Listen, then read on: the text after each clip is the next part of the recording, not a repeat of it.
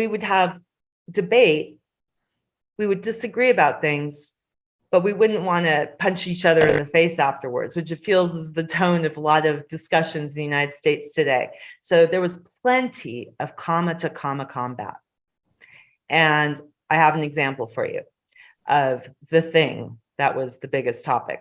So I have a sentence for you. I would like to be, this is a fantasy language sentence, like the dream language experience.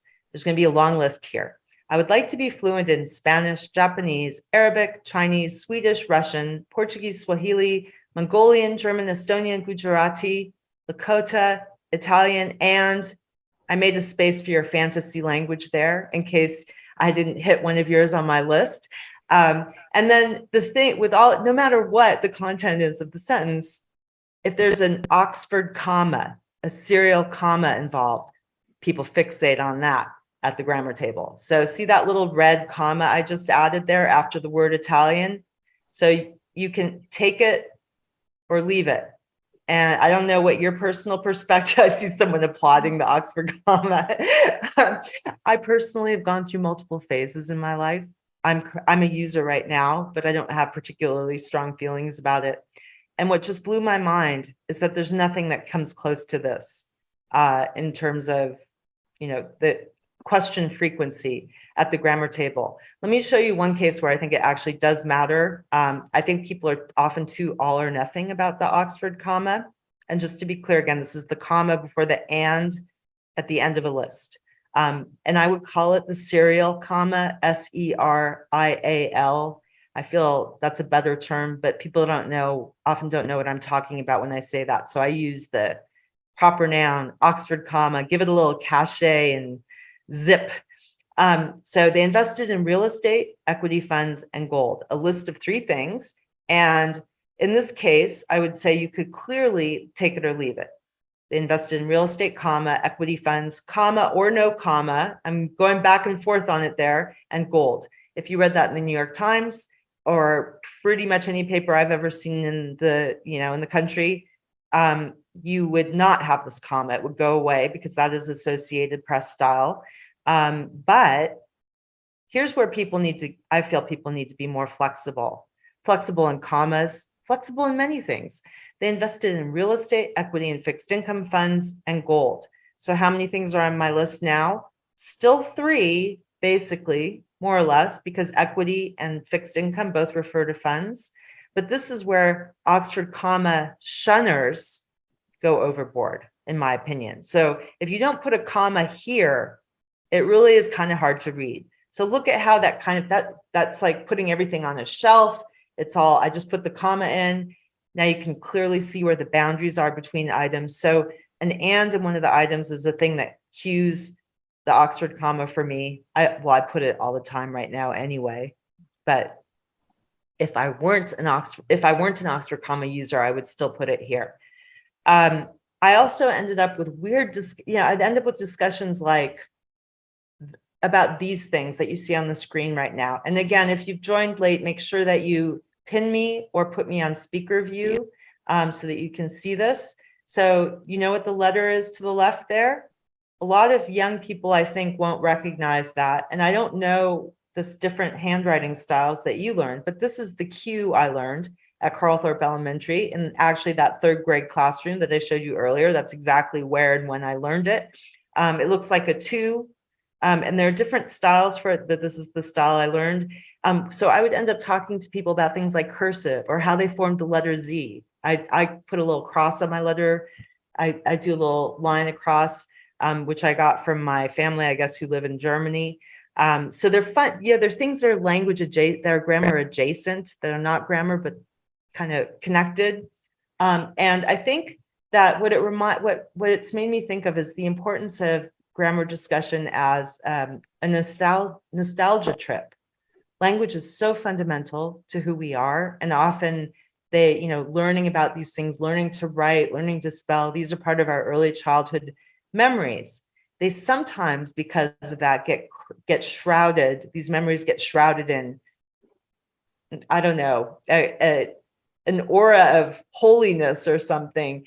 where people think they remember things a certain way and they want to keep doing it that way, but maybe they didn't quite remember what they really learned. And I don't know, I find that people are resistant to altering the things that they learned when they're very young about language. And so that's one of the things that I've explored at the grammar table, the role of language, nostalgia, and even sometimes superstition as a barrier to new information about language or adjusted information about language. One of the questions I get all over the place is, what's the difference between to lie and to lay? And I can just report that there is a lot of national irritation that these two verbs exist and look so much alike. So I brought you a grammar question. Before he blanked down, I blank a shiny new dictionary on his pillow. So what are the past tense forms of each of those? I think we probably have a bunch of ringers here. So I'm thinking you probably know the answer, but in case you would like to make sure, the first one is lay, and the second one is laid. Did you get it right? Yay, I see some, okay, I see some nods.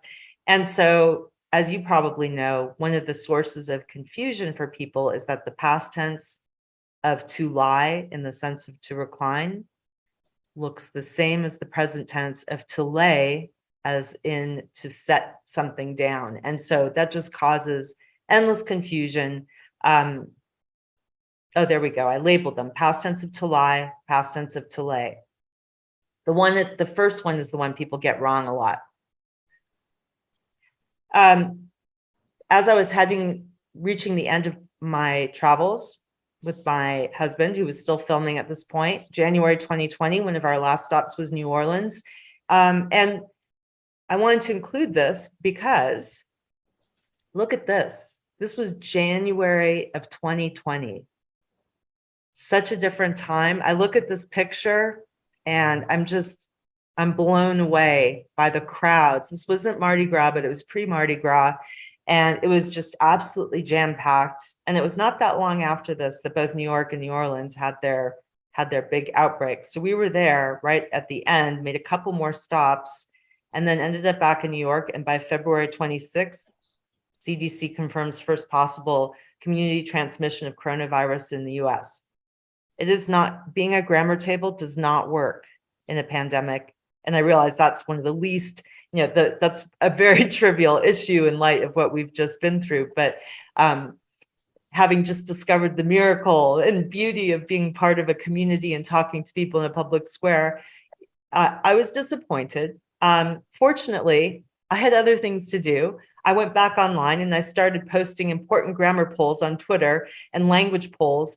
So while we were in the middle, let's see, this was April 8th, 2020, while we were stuck at home, I was posting things like, when you cross your legs, do you ever write an imaginary cursive in the air with your dangling foot? And other language philosophy questions such as that.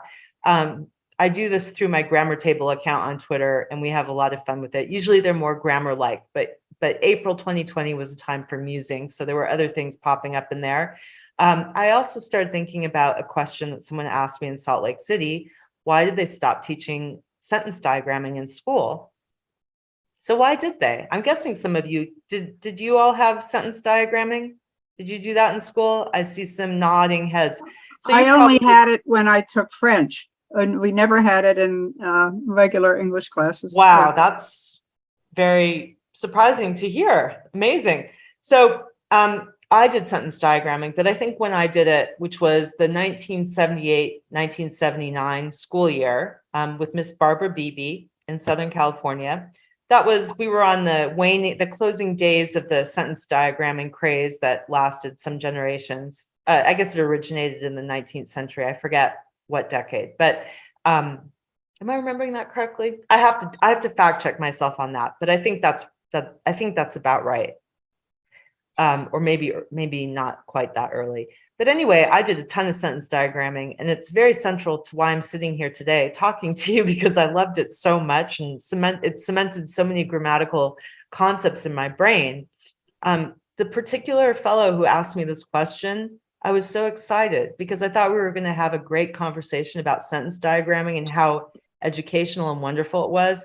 And instead, he told me that he hated it.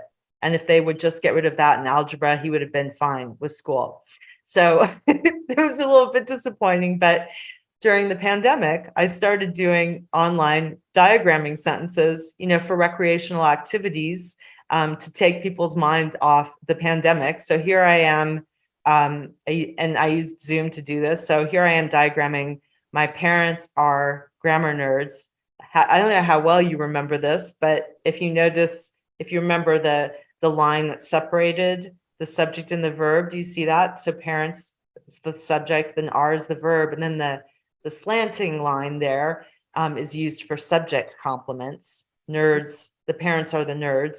So that's a subject complement line. And then my and grammar go under the nouns that they modify or refer to.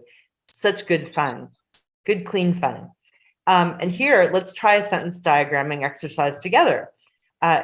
If you have a question, it gets a little bit more complicated because you have to do inversions. So if you were to diagram, do you like semicolons and dashes? What's the subject? You pluck that out. You stick that on the line. If you don't know what I'm talking about here, don't worry. You can have a long and happy life without ever knowing this. I think there are all kinds of ways to learn grammar, but I just loved it. So, and then the verbs, do like, and then we would capitalize the word that was capitalized in the sentence. That helped show us that this was in fact a question. This is the first word of it. Do you like? And then what happens next? We have a direct object and it's compound. See, I had to back up here. My line was too long here. I have a compound here, so I have to back up and then do the pronged thing and then stick the and on the dashed line in between. And I have the direct object line right there before the branching thing. Isn't this fun? Yeah, so that was, I remember in my sentence diagramming classes, I would sometimes fall off the edge of the page because you can't always anticipate how much room you need for all the, especially prepositional phrases are space hogs, because you would do the preposition on the diagonal line, the object would go off to the edge, and I don't know, it just sometimes you'd have to start over. Also during the pandemic, I wrote my book. So I had a homework assignment. So I was tweeting, teaching diagramming, and I wrote the book. The one on the left is the one in the US, but I thought it was very kind of the publisher in the UK to make a totally different cover for outside of North America, because it makes it look as though I wrote 2 books instead of 1. And that just makes me feel doubly productive. There's absolutely no difference. They're the same. They didn't even change the spelling, but they look really different because the marketing considerations were different and it's 2 different publishers. When I was vaccinated, I was back out on the streets pretty much immediately in a vaccinated grammarian t-shirt, because you have to dress appropriately for the occasion. And I wanted people to know that I was safe to approach.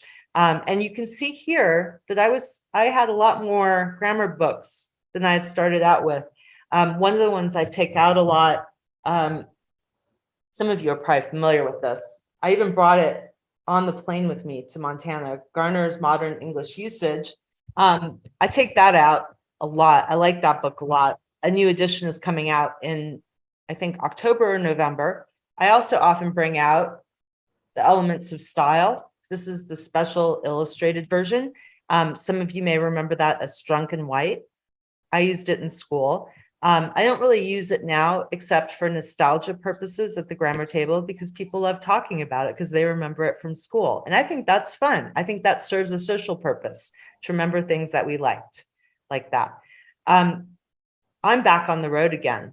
So in August, my husband and I went to Connecticut, which was one of the states that we were missing, and then to Alaska. And you are seeing me here on Flat Top. I am actually on the side of a mountain. And I sat here and answered grammar questions from passersby in Alaska. And one of the things that blew my mind is that multiple passersby actually knew about the grammar table. So it was almost like they didn't seem that surprised. They just asked me a grammar question. It was very strange, and kind of windy and cold, which was nice because the heat wave here was too much for me. I have more grammar questions for you. This is an example of a sentence that I see quite often in my business. I teach business writing and grammar to adults. So let me read it to you. The networking session was extremely productive, comma, therefore, comma, I decided to attend the next one, comma, as well. So how many errors do you see in the punctuation in this sentence? 2. Yeah, I see 2 as well. The first one is the punctuation before therefore. And I see this so much in American English business writing, where therefore is just punctuated with 2 commas.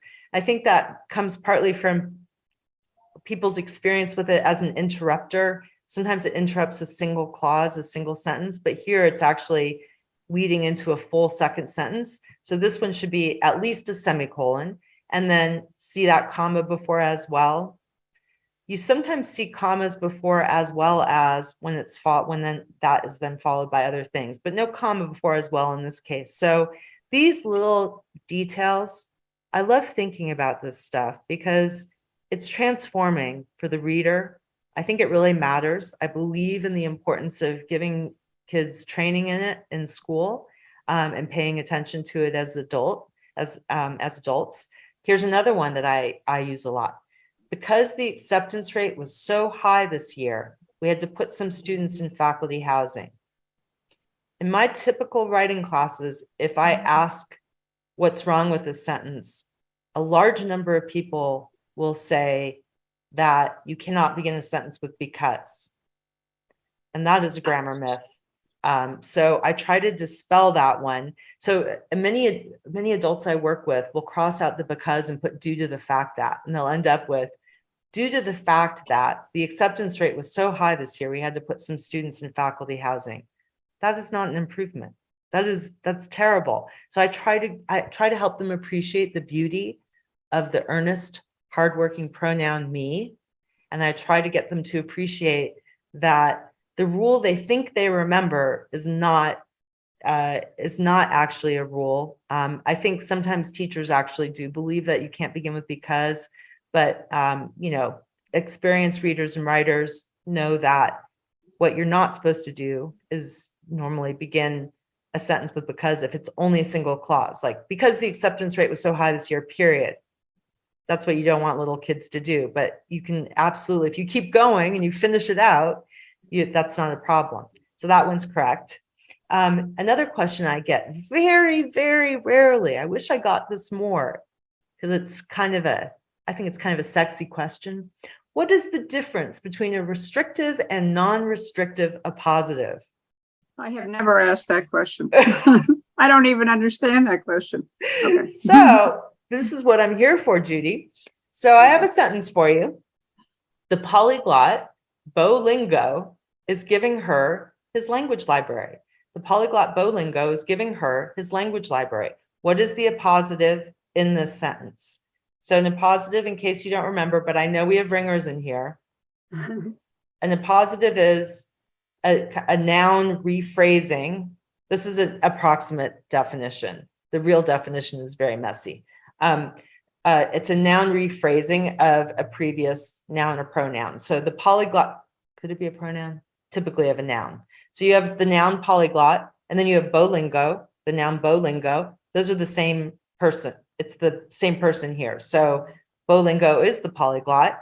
Bolingo is an appositive. That's how we say it. An appositive, appositive, for polyglot. And now we have another sentence with another appositive. So what is the appositive in the sentence? The winning polyglot, Donna Galasso, will take home 5 boxes of language books. There, the appositive is Donna Galasso. Donna Galasso is the appositive for winning polyglot. So same person. One of these gets commas and one does not. So I'll ask the question, but don't feel bad if you don't know the answer. Which one of these is the restrictive appositive? And I think if you put it in the chat, I think that's okay, Judy, if they type it in the chat, right? Yeah, anybody can write in chat anytime they want. I would say the second one, but I don't know if that's right. I already forgot what my question was. Did I ask you for the Restrictive for positive. the restrictive a positive? Okay. Anyone else want to weigh in on this? So it's either Bolingo or it's Donna Galasso. We're looking for the restrictive a positive. Okay. Eleanor and Barbara, I know you had questions. I don't know if you want to comment on this as well. If you do, you can unmute yourself. Yeah, please feel free to unmute yourselves. Yeah. Well, maybe not. Well, Go ahead, Eleanor. Well, I don't understand this one, restrictive and non-restrictive, but can I just say something else? I'm also a grammarian lover, and this is reawakening my love for it. And do you ever correct somebody when they're speaking to you? I'm having physical therapy now, and all the physical therapists say, lay down. So I try to explain to them, you could say, lay down your body, but you have to say, lie down. And I just want to tell you something funny. When I was trying to be an editor, I was speaking to somebody who did a book of styles for porno. And I said, what do you mean by that? And she said, well, for example, how would you write hard on? Would you put a dash in between it? Would you put it as one word? So that's another use of grammar. Anyway. I love style guides. Style guides like that are hilarious. One of the style guide discussions I had, I didn't get to have a porn one. That would have been really interesting, but I did have someone come by who had worked for Parents Magazine, and she told me that in her style guide, they clarified that poopy pants was one word. So these are the kinds of things you learn when you get into specialized style guides. Yes. Now, I just want to say one other thing. Do you run into someone who really doesn't understand? I'm helping an author of books. I'm helping her. I have to do it less now than I did at the beginning. She's gotten better, but she never understands the difference between Y-O-U-R and Y-O-U apostrophe R-E. She doesn't understand the difference between possessive and contraction, and all that. I've been doing that for years with her, and she never seems to understand. Okay, well, Ellen, if this is something you plan to get to, it's up to you. No, it's okay. I can address this briefly. I think that it's really tricky to teach people that kind of sense for language later in life. It's the kind of thing you want to get into kids' heads early, and I find that some people can pick it up later and some people have trouble with it, and that keeps copy editors in business. So I figure that's not and me too, because I teach grammar and language classes, but it's a tricky thing. And there are things that I am really terrible at learning that just will not stick in my head. It's great when that thing that won't stick in your head is something besides language, because language is so fundamental to the work that most of us do as adults, and we really need it. But the mysteries of instruction, instructional theory for kids and how to make sure they learn this stuff at a good age, that is, I think, it's really hard to know the best thing to do. And I'm interested in wading into that discussion a bit, but I'm very humble about my ability to understand how to teach kids. I know how I learned and I know what worked for me, but like I said, I loved, and see, some of you won't like my use of like as a conjunction there. That is a conscious choice. Anything that I'm doing that you don't like is very well, except maybe and if I say and I'm not doing that on purpose, but anything I do in my speech that you don't like, based on the grammar that you remember from school, it is probably a self-aware choice on my part. There are things I do that I was taught not to do that I don't believe in. Yeah. So in the examples up on the board, the restrictive, a positive, is actually Bolingo. In that case, see that there are no commas. You are limiting the class of all possible polyglots. It's the polyglot Bolingo, not the polyglot Susan Smith or whoever the other polyglot, the other polyglots names. When you're using the name to restrict the named category right before that, the noun, no commas. In the second one, there's one winning polyglot. It is Donna Galasso. it's an equivalent, a true equivalent, and Donna gets commas, she could be removed without destroying the sense of the sentence. You would just not know the name of the person. In the first one, you really need the name. It kind of helps define the meaning, give you the meaning of the sentence. This is one of the most difficult grammatical concepts to teach people. So don't, and I'm rushing through it just because we have limited time. So don't feel bad if it's elusive. I labeled them for you. Bolingo, restrictive appositive, Donna Galasso, non-restrictive appositive. I like picking examples with language in them. All right, here I have one more for you now that we've practiced with that a little bit. How is the punctuation in the sentence? Ogden, there are two sentences. How is the punctuation in the second sentence? Ogden has numerous grammar nerd friends. His friend Melinda Torres is a talented punctuator. Are the commas correct here? No. Nope, they are wrong. This is, once again, you can dazzle your friends at cocktail parties by blithely tossing out, no, it's a restrictive appositive, no commas. So it is the wrong answer. Take out the commas, restrictive appositive, no commas. If he had only one, I'm not even going to get into that. That's not a realistic meaning. So let's move on to the next one. People might argue about what is or what is not grammar. I use the term very loosely at the grammar table to include all the kinds of things that people worry about in writing. It includes things like punctuation for me, hyphenation. I'm guessing that the hyphenation in the sentence that I have up on the board annoys some of you. We still need to set up the atrium. I see this all the time. So what part of speech is set in that sentence? Your choices. It's a verb. It's a verb. And when you have a verb with up, you don't see that hyphen. So that should come away, and that should be two words. What part of speech would set up with a hyphen be? Setup would be a noun. It would be a noun. And I actually just close it. I don't even put a hyphen. I just put it as one word, SETUP. And you see a lot of variety with hyphens. That's part of why people find them confusing, because in some cases, perfectly legitimately, you'll see the word closed. In other cases, you'll see it with a hyphen. I use Merriam-Webster pretty often to decide whether to hyphenate a word. Common words will show up there with the hyphenation or without, depending on what the most common practice is. If you are relying on an extremely old dictionary, you have a nice stand with a leather-bound dictionary, and it's from 1943, and you're looking things up in it. It's great for a snapshot of the language at the time, but it's not great for hyphenation. Hyphenation does evolve over time, and words often that started out as two words will start to get smushed together. The hyphen will even disappear. For example, I imagine that some of you still write email with a hyphen, e-mail, but the majority of people now don't. It's been smushed together, and I'm perfectly happy for you to continue hyphenating it if you want to, but I have gone with the flow, and I just, I took it out and closed it. So it's now it kind of looks like a mail, like the word email, E-M-A-I-L, no hyphen. Here's another hyphenation one.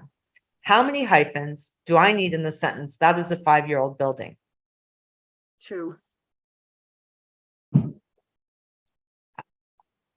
I think that the message that sometimes you need more than one hyphen, that has not been disseminated widely enough.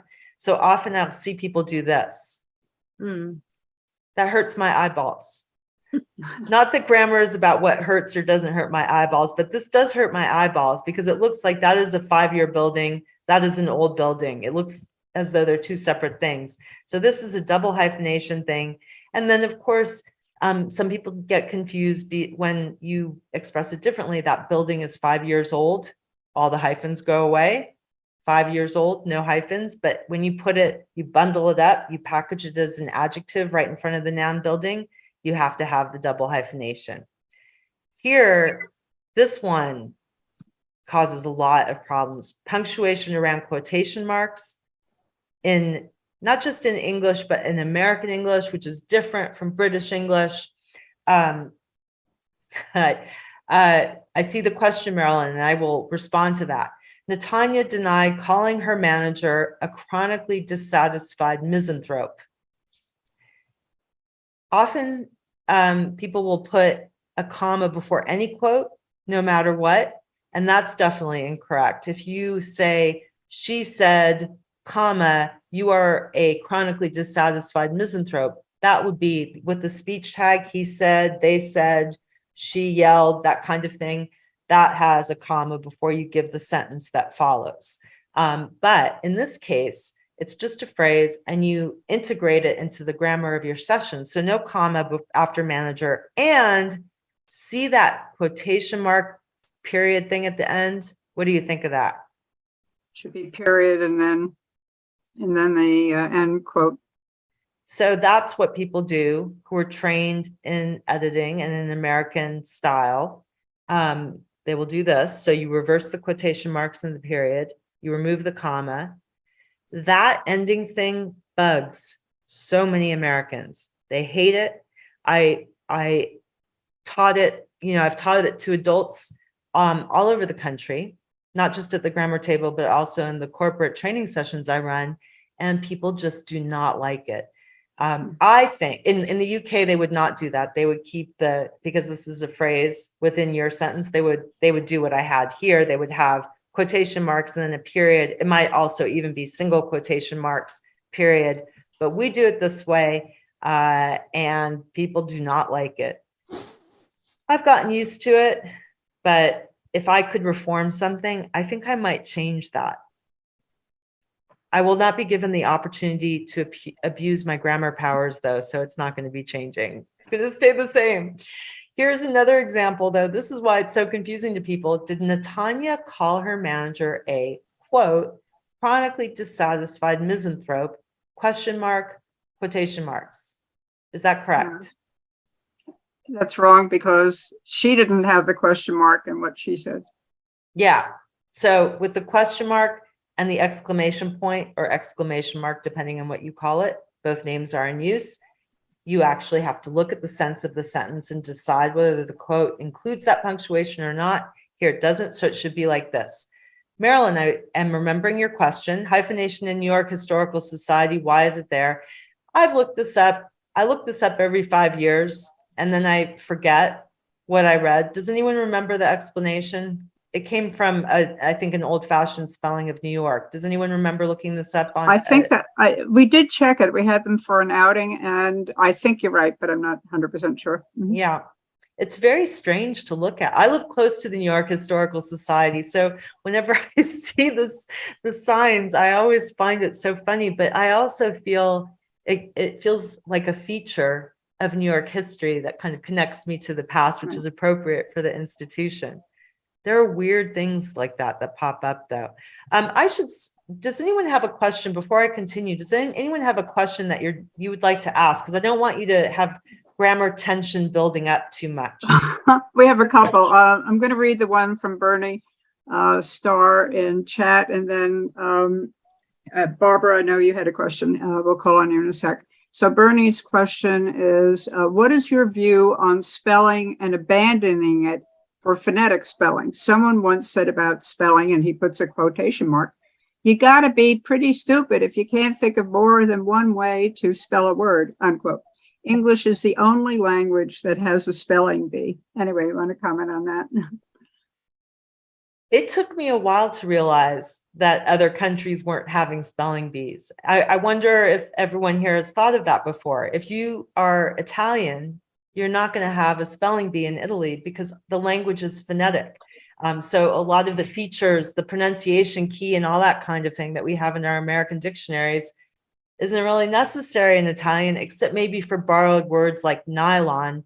NYLON is preserved in Italian. So you might need it for that, but everything else is completely predictable. And I love spelling bees. So that, to me, that feels like a catastrophe. Catastrophe is a good spelling bee word for a small child, but I never did a spelling bee until I was an adult. I did one during the pandemic. I participated in an online spelling bee. As far as phonetic spelling is concerned, I could do it. I could very easily pick up a new way of spell thought, THOT instead of THOUGHT. Think of how much I would save so much time. And I think I would be okay with it, but that's not how engineering language doesn't work very well. So for me, mostly phonetic spelling remains a personal hobby. I like to spell things phonetically with my husband, just to play around with it. And I don't know whether any of you have done things like that before, but when you do try to spell phonetically, it looks pretty funny. And ignorant. It doesn't work very well across dialects, though, because there's pronunciation is different all around the world for the different Englishes that people speak. So our phonetic spelling is not the next person's phonetic spelling. So in fact, it's more complicated than one might think. Barbara, did you want to? Well, we've got a couple people here. Oh, okay. I'll let you organize. Judy, I'm going to let you organize. Yeah, no, that's fine. You can call on people. Yeah, Barbara, you're next. And then just so we have a couple people also. Karen, Marilyn has another one also. So go ahead, Barbara. Yeah. Hi, Ellen and everyone. My question is about semicolons. I am totally confused. Would you explain them to us? Yes. One thing I just want to say up front about semicolons is that I do not feel there is a minimum recommended daily allowance. So there are people who write along perfectly happily without semicolons, and I don't particularly feel their writing suffers.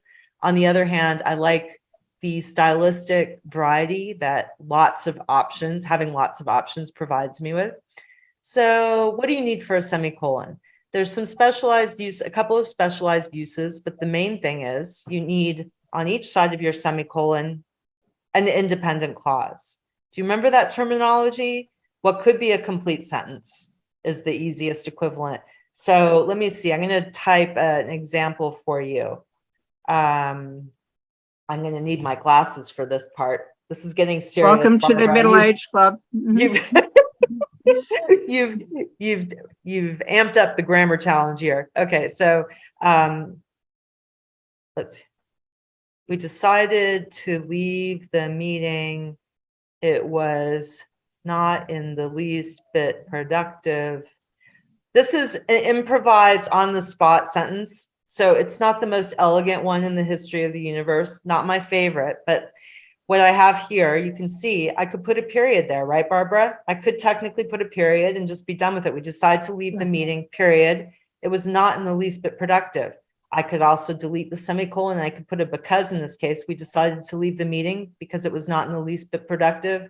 In this case, the semicolon is kind of like it's like a quiet tension between two related standalone thoughts. And it's not a science, it's more of an art form. You also sometimes see semicolons in complex lists. If you have a list where one of the elements has a comma in it already, people will sometimes upgrade the commas that would normally go between the items to semicolons so that they can distinguish the item boundaries a little bit better. I think, you know what? I think this is a good moment for me to give you my grammar table email.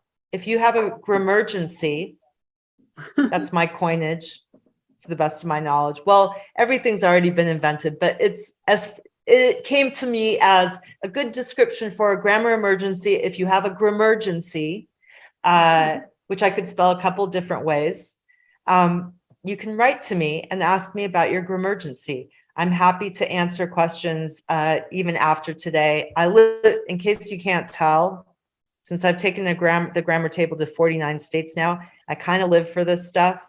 So I eagerly await your grammar conundrum. We'll put that in our Friday email going out.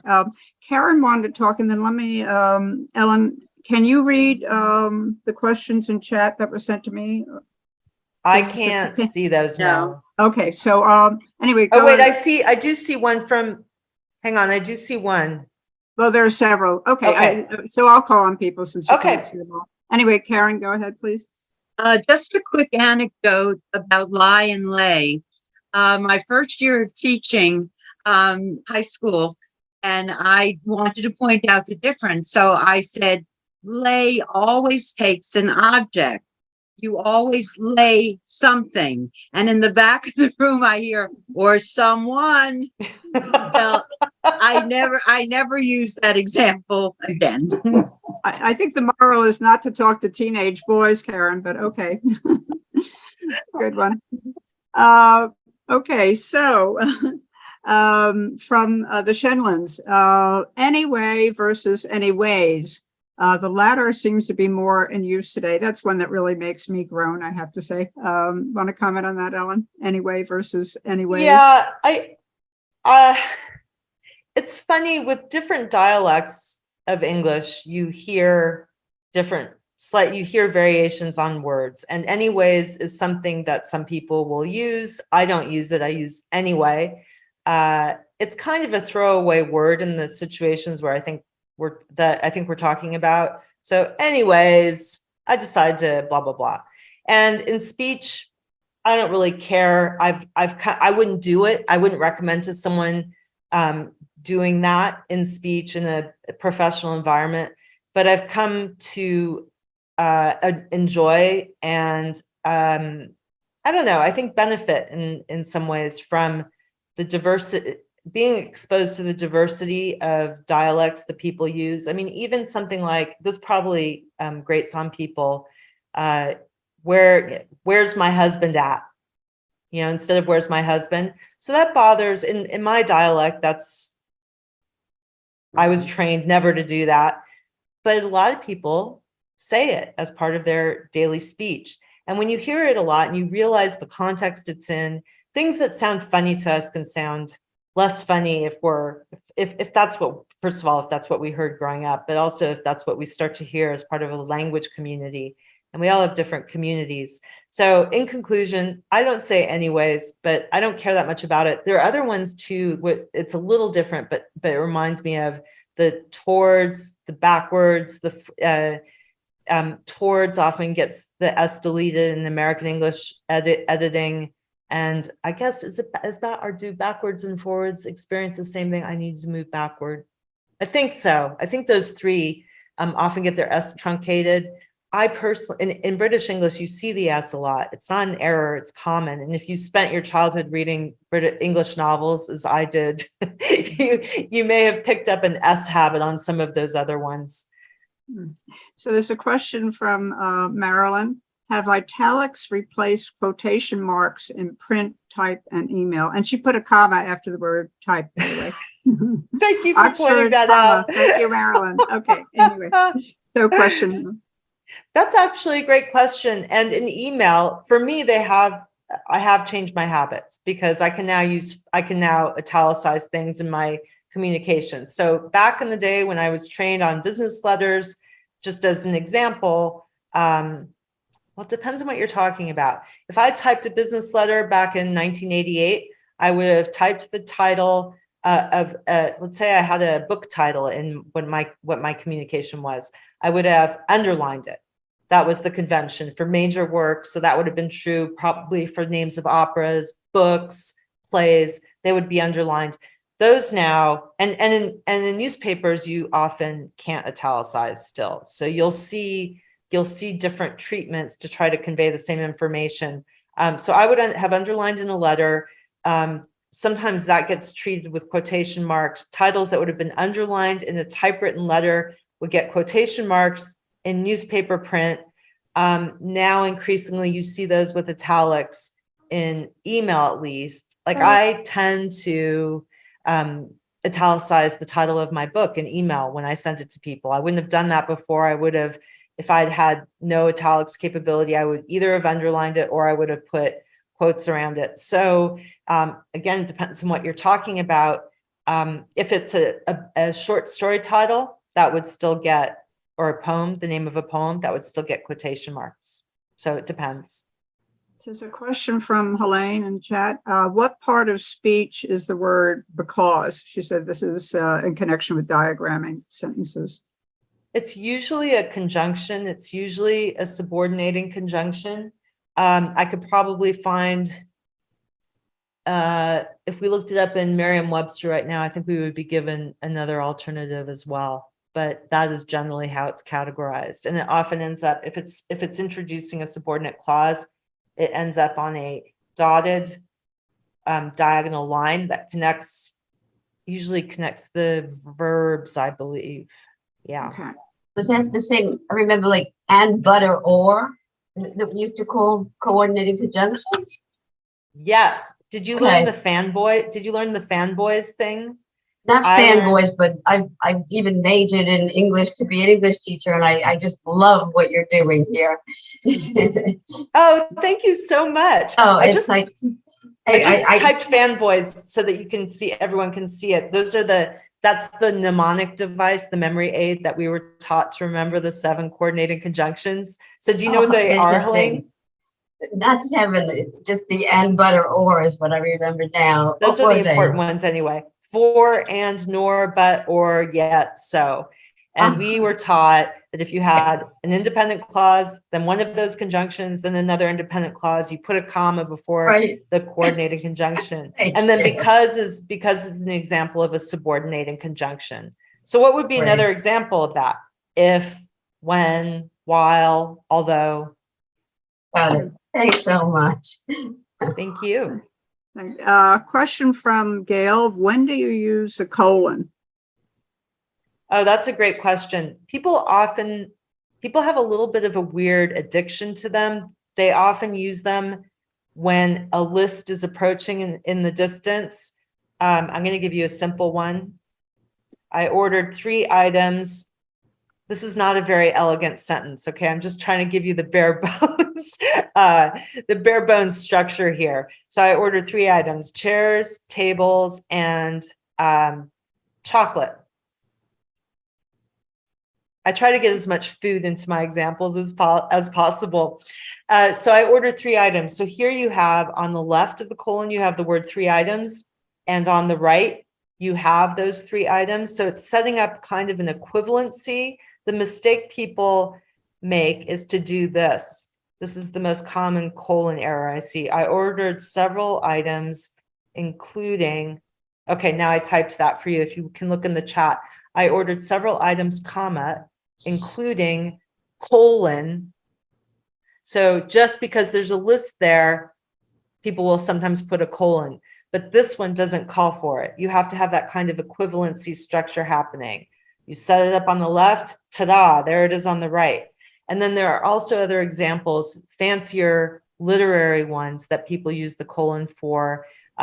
She had just talking about, she had just 2 goals that year, colon, to learn French and get a tan. So it's not a list, but it's a kind of punchy setup. You could use a colon there. You could use a dash. I prefer the colon. The dash is a little bit more free form, but the colon and the dash do sometimes occupy similar spaces.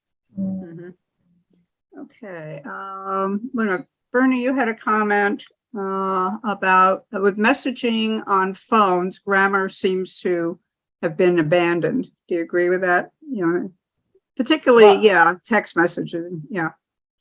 I have a confession.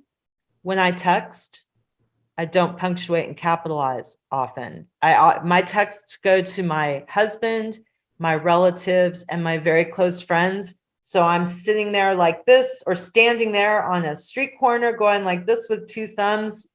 I don't actually think for me, it doesn't matter. In my little texting culture, a lot of my friends do the same thing, especially the writers. They will not put that stuff in. But when I switch to public facing communication, Twitter, Facebook, business email, published work, I instantly shift into my full-on grammatical mode.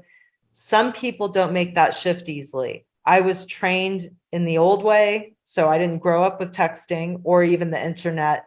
I think some teachers described to me having trouble getting their students to upgrade when it's appropriate. So I think that's a very important part of teaching. I do think you can have a kind of bilingualism where you have less of the traditional, less fewer of the traditional elements in texting that you might worry, you know, I might send you a sentence without a capital initial cap or a period at the end. That doesn't mean I don't know grammar, but it can mean that. It just doesn't in my case. So as long as you can do what's appropriate for the situation, I'm okay with that. And how to make sure that happens, that I'm less sure of, but I'm plugging along doing my part. A question from the Shenlands. What are your thoughts on saying you're welcome versus no problem? That's you can see which one I prefer, but okay. Yeah, your delivery was a little loaded there. I have feelings about it. And I've been thinking about this one for a long time because I confess, no problem, when I first started hearing it, annoyed me.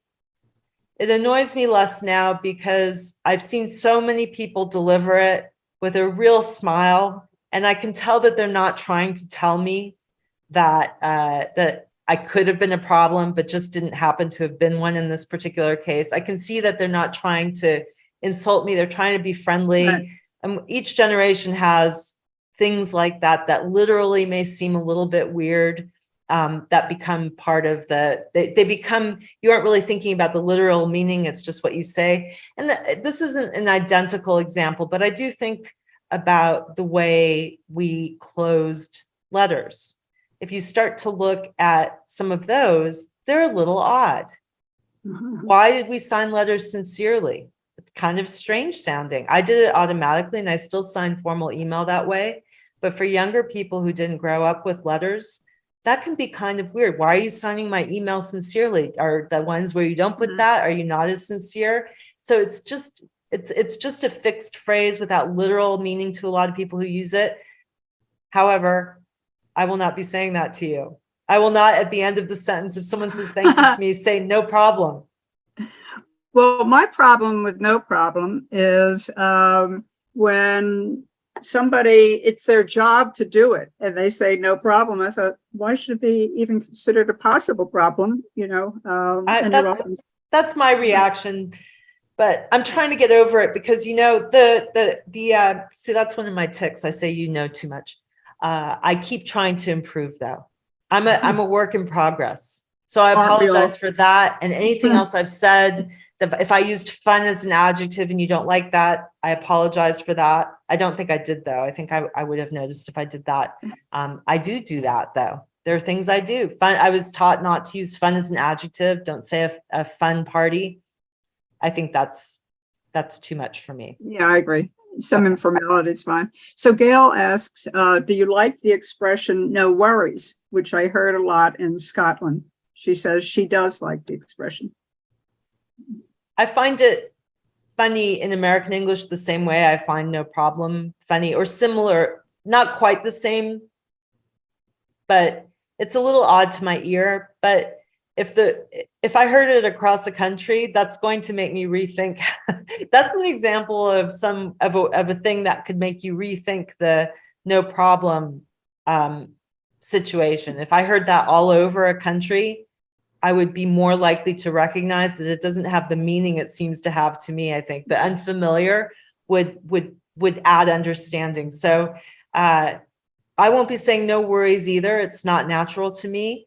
But my posture with all of this is that I do my own thing that's comfortable to me in my dialect. And I can appreciate the variety as I go around the country when it departs from that, and still understand the value of standard general American English for workplace communication.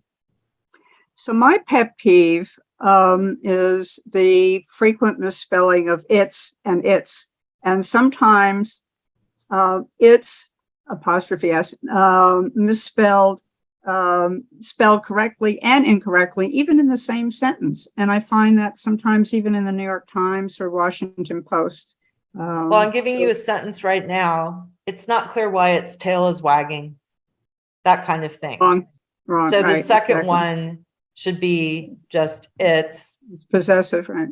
But people think possessive and they think apostrophe. And you have to teach them separately. Theirs, ours, it's, yours. It's as a possessive, I mean, yours, that those don't have apostrophes.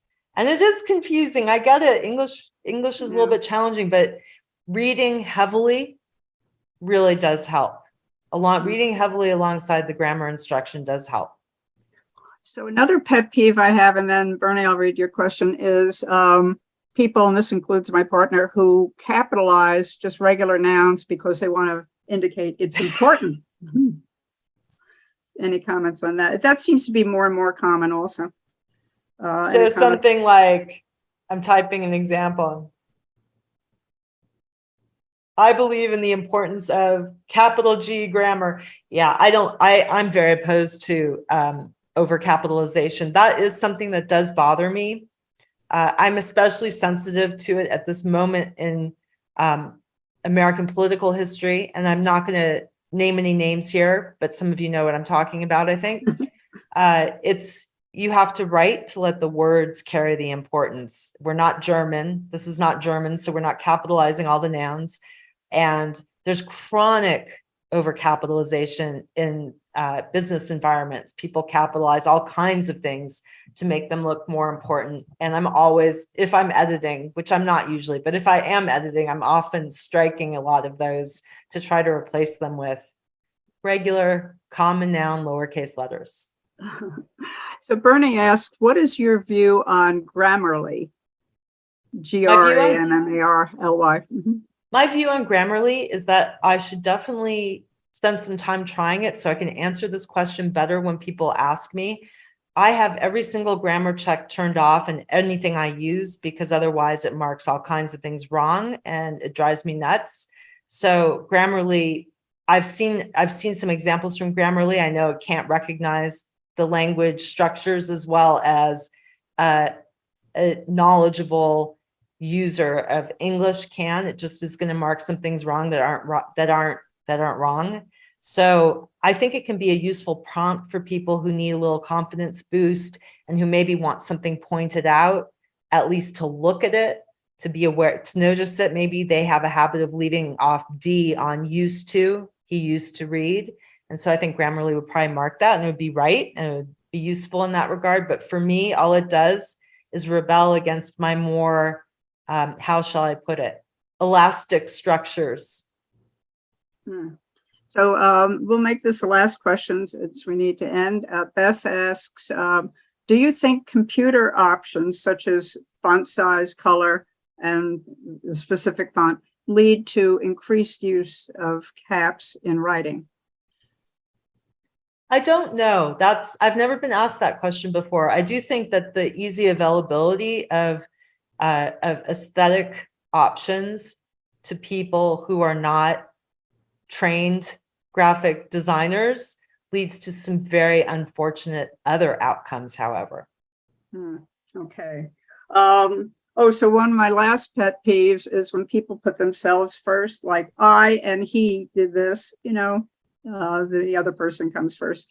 I want to thank you. I think it's great to have these resolved. I love the fact that you have points of view, but you also are open-minded and you realize that language changed. So we can say thanks, thank you, you're welcome, no problem, no worries. Anyway, it's been great. So can we all please thank Ellen? And thank you, everyone. We'll put your email in the email address in our email going out Friday so people can contact you. All Great. the best. Thank you so much. It was so nice to be with all of you today. Thank you.